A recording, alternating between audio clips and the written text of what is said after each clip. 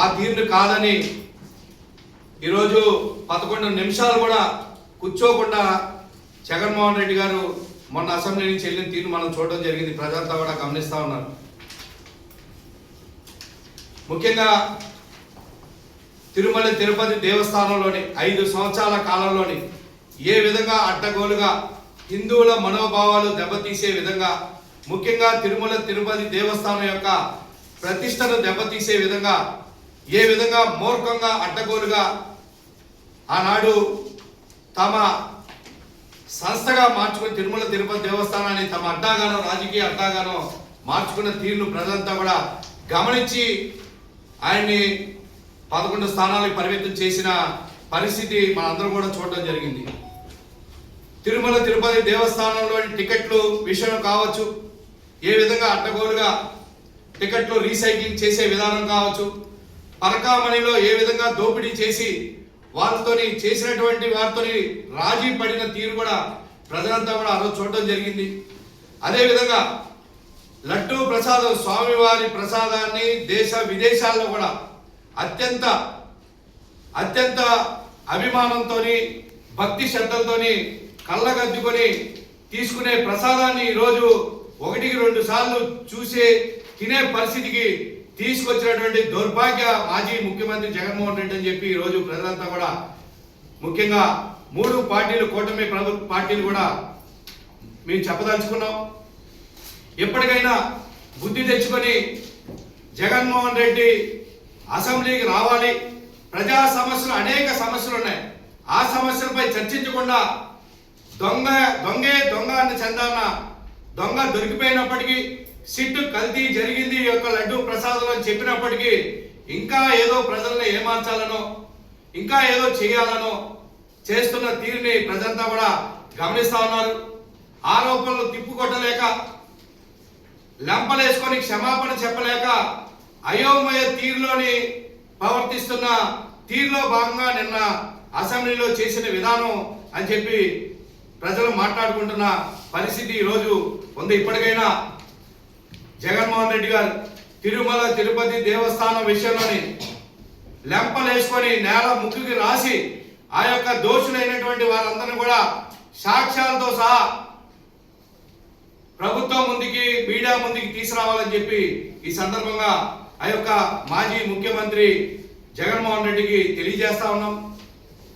అనేక ఆరోపణలు ఉన్నాయి. ఇందాక చెప్పడం జరిగింది మేడం గారు, దేవాలయాలు కూల్చివేత విషయం కావచ్చు, 5 సంవత్సరాల్లోనే ఏ విధంగా హిందూ మత విశ్వాసాలను దెబ్బతీసే విధంగా, హిందూ ధర్మాన్ని కాల రాసే విధంగా ఏ విధంగా అనేక దేవాలయాలను కూల్చడం జరిగిందో, అనేక రకాలుగా చర్యలు తీసుకొని పిచ్చి వాళ్ళపై తోసిన తీరు కూడా మనం చూడడం జరిగింది. ఎప్పటికైనా మాజీ ముఖ్యమంత్రి జగన్మోహన్ రెడ్డి మారి హిందువుల మనోభావాల విషయంలోని కరెక్ట్గా ప్రవర్తించిన నేపథ్యంలో తప్పకుండా కూటమి, తెలుగుదేశం పార్టీ, బీజేపీ, జనసేన అంతా కూడా 3 పార్టీలు ఏకతాటిపై వెళ్తాం. తప్పకుండా రాబోయే రోజుల్లోని ఈ యొక్క విషయాన్ని క్షేత్ర స్థాయిలో ప్రజల వద్దకు కూడా తీసుకెళ్లే ఒక ఉద్యమంగా ప్రజల వద్దకు తీసుకెళ్లే ప్రయత్నం చేస్తామని చెప్పి కూడా ఈ సందర్భంగా తెలియజేసుకుంటాం.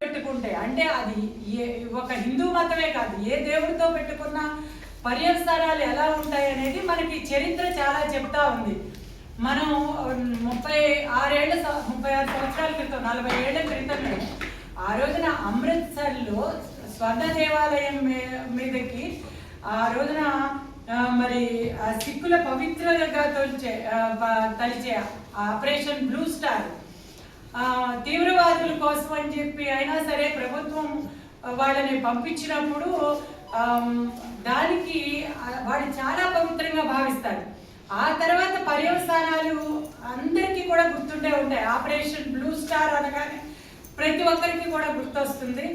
మరి అమృత్సర్ దేవాలయం మీద, సిక్కులు పవిత్రంగా కొలిచే దేవాలయం మీద ఆ రోజున మరి వచ్చినప్పుడు తర్వాత పర్యవసానాలు గుర్తుకు తెచ్చుకుంటే చాలా భయంకరంగా ఉంటాయి.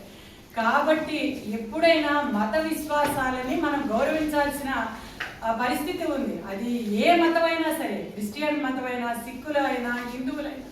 అటువంటిది మొదటి నుంచి కూడా మరి జగన్మోహన్ రెడ్డి గారికి హిందూ మతం అంటే చాలా చులకన భావం. అది చాలా చోట్ల ఆయన ప్రభుత్వ అధికారంలో ఉన్నప్పుడు మనం చాలాసార్లు గమనించడం జరిగింది.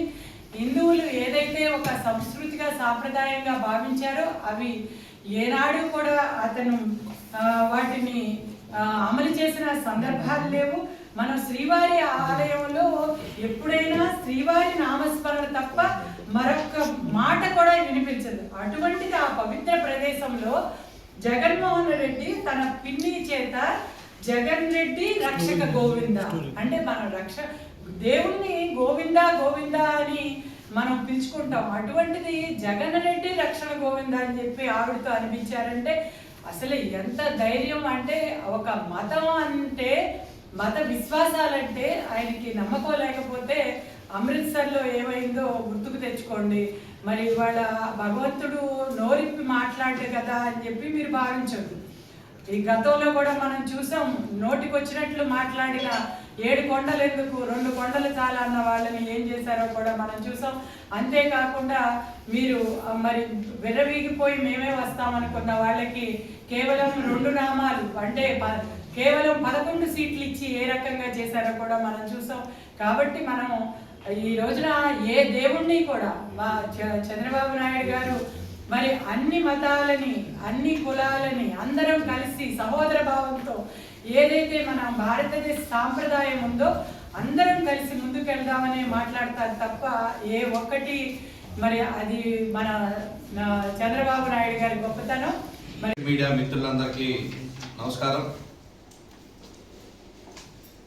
ఈరోజు ఈ యొక్క ప్రెస్ మీట్లోని తెలుగుదేశం పార్టీ ఎన్టీఆర్ జిల్లా అధ్యక్షులు గద్దె అనురాధ మేడం గారు, అదేవిధంగా ప్రీతమ శాసనసభ్యులు గద్దె రామ్మోహన్ రావు గారు, కార్పొరేషన్ చైర్మన్గా ఉన్నటువంటి రఘురామరాజు గారు, అదేవిధంగా మాజీ కార్పొరేటర్ పోలపల్లి గణేష్ గారు, రమణ గారు, చిట్టుబాబు గారు, అమ్మవారి గుడి బోర్డు మెంబర్ అయినటువంటి బుల్లబ్బాయి గారు పాల్గొనడం జరిగింది. ముఖ్యంగా ఈ యొక్క ప్రెస్ మీట్ పెట్టడానికి ముఖ్య ఉద్దేశం తెలుగుదేశం పార్టీ జిల్లా అధ్యక్షులు అనురాధ్ గారు చెప్పడం జరిగింది. నిన్న అసెంబ్లీలోని వైఎస్ఆర్ కాంగ్రెస్ పార్టీ ఎమ్మెల్సీలు ఎమ్మెల్యేలు చేసిన తీరుని రాష్ట్ర ప్రజలంతా కూడా అసహించుకుంటున్న తీరు ఈరోజు రాష్ట్రంలో ఉంది. ముఖ్యంగా ఆ దేవదేవుడి చిత్రపటాలను రాజకీయ ప్లే కార్డులుగా మార్చి చెప్పులేసుకొని బూట్లతో చెప్పులతో ప్రెస్ల ముందుకు వచ్చి అడ్డగోలుగా మాట్లాడిన తీరు, ఆ యొక్క ప్లే కార్డుని వెళ్తూ టేబుల్ మీద విసిరేసిన తీరుని హిందువులంతా కూడా ముఖ్యంగా రాష్ట్రంలో ప్రజలంతా కూడా చాలా దగ్గర నుంచి చూడడం జరిగింది. ముఖ్యంగా ఏదైతే జగన్మోహన్ రెడ్డి గారు డైరెక్షన్ల మీదుగా ఎమ్మెల్సీలు ఎమ్మెల్యేలు ప్రవర్తించిన తీరు ఏదైతే ఉందో ఈ యొక్క తీరుని భారతీయ జనతా పార్టీ, అదేవిధంగా తెలుగుదేశం పార్టీ, జనసేన పార్టీ, కూటమి పార్టీలు అన్నీ కూడా ముక్త కంఠంతో ఖండిస్తూ ఉన్నాం. మనం చూసుకోబడే దాంట్లో మండల మీటింగ్లో వీళ్ళు వెంకటేశ్వర స్వామిని చెప్పులతో పట్టుకొని కలియుగ దైవమైన వెంకటేశ్వర స్వామిని ఇలా పట్టుకొని చెప్పులతో చేస్తాం చాలా దారుణం, చాలా బాధాకరం. ఇలాంటి వాళ్ళు ప్రజాస్వామ్యంలో ఉండకూడదని చెప్పనేది మా నిర్ణయం.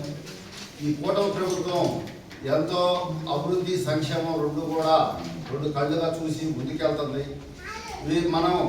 మనం కర్తవ్యంగా అయిపోతున్నాం ఈ రాజకీయాల్లో అని చెప్పని సరి ఏదో ఒక డైవర్షన్ పాలిటిక్స్ తీసుకురావాలి అనే ఆలోచనతో మొన్న 10 రోజుల నాడు జోగి రమేష్ని అలాగే అంబటి రాంబాబుని ఉసిగొల్పి మీరు మామూలుగా మాట్లాడితే జనాలు పట్టించుకోరు, మీరు బూతులు తిట్టడం గట్టిగా, అప్పుడు ప్రజల్లోకి మనం వెళ్తే తనులు తింటాం, అది ఏదో అయినప్పుడు మనకు మైలేజ్ వచ్చిందని చెప్పనేసి అది అంటాం.